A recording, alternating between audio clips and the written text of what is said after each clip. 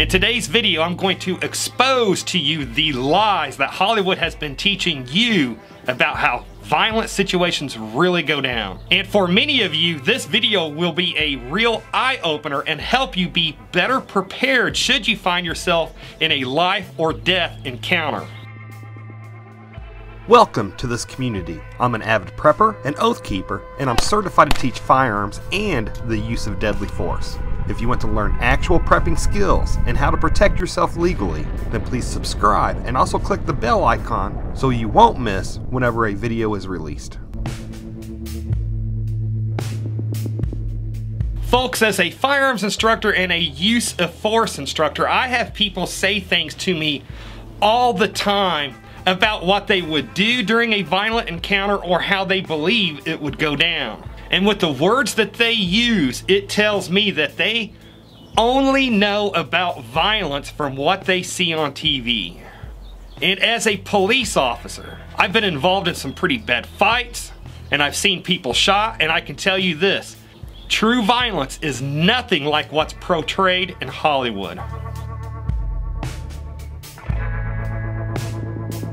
Hollywood would have you to believe that when somebody gets shot that they fly 5 feet up in the air, that they spin around 6 times, and they fly 10 feet backwards. And the reality is that handgun rounds are horrible people stoppers. It's just not unusual for a bad guy to be able to run away after he's been shot, or even continue his attack on you after you've shot him. And I'm not a physicist, but I believe that if your handgun or if your firearm is powerful enough to knock your bad guy 10 feet backwards into the air, then that handgun is going to be so powerful it's probably going to knock you backwards too.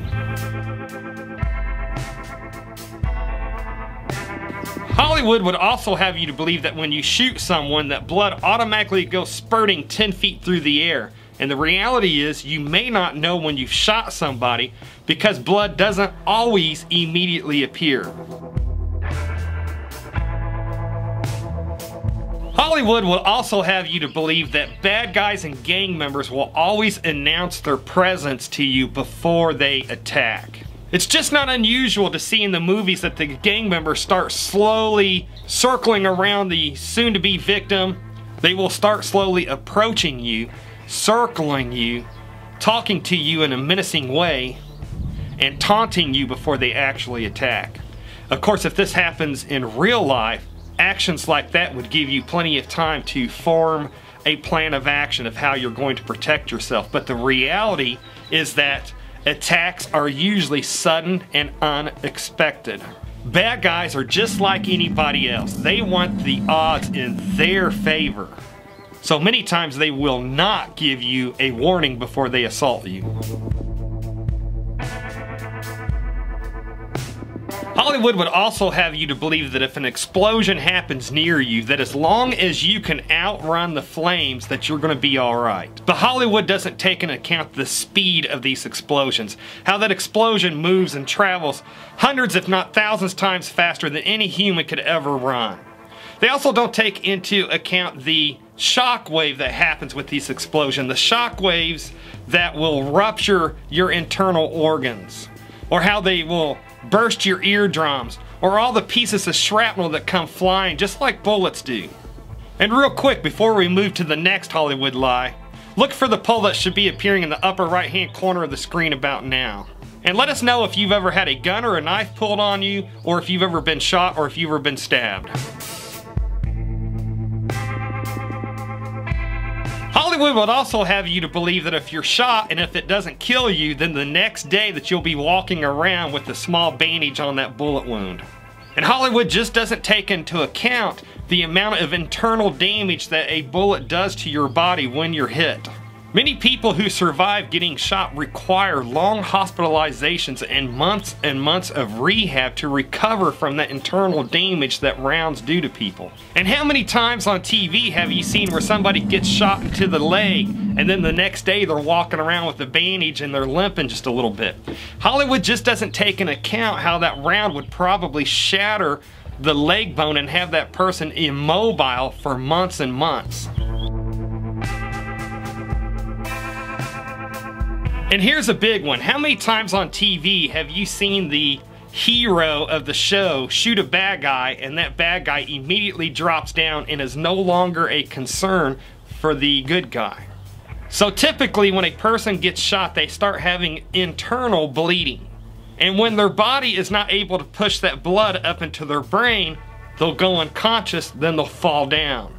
However, once that person goes to the ground and is no longer standing upright but is now horizontal, gravity can take over and allow blood to reach that person's brain again, possibly allowing them to become conscious just long enough to become a true danger to you again.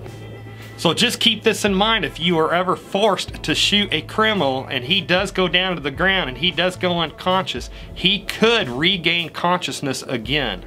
And of course this goes without saying that most people don't immediately go unconscious when they are shot.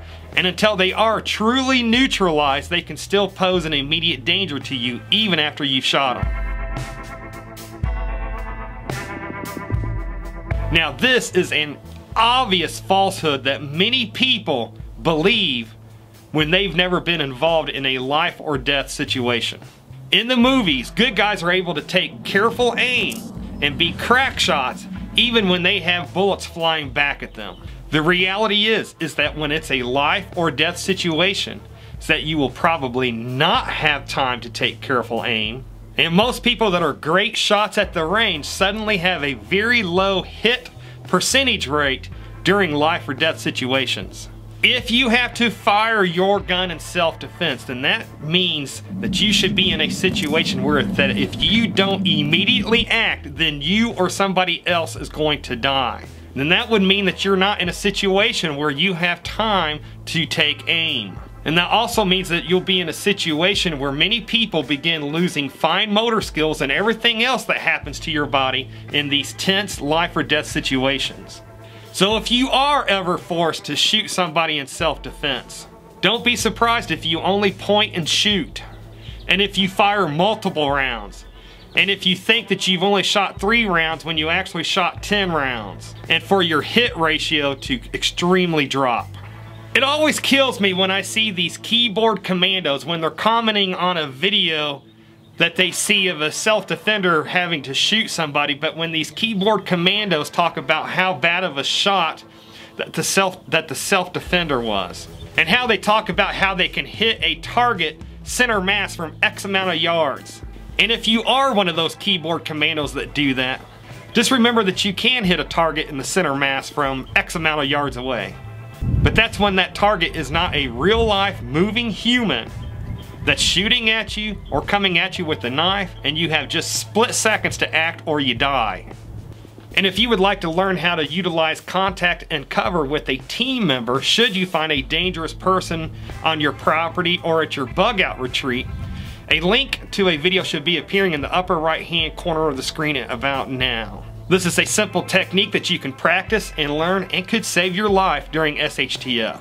And hey, take a second to comment below, what other lies do you see Hollywood portray about violence that I may have missed? Let us know your thoughts. And to see a SHTF scenario video story where you get to choose the path that you want the story to take you, then click on the end card to the right of the screen here to experience realistic life or death situations that you could face during SHTF.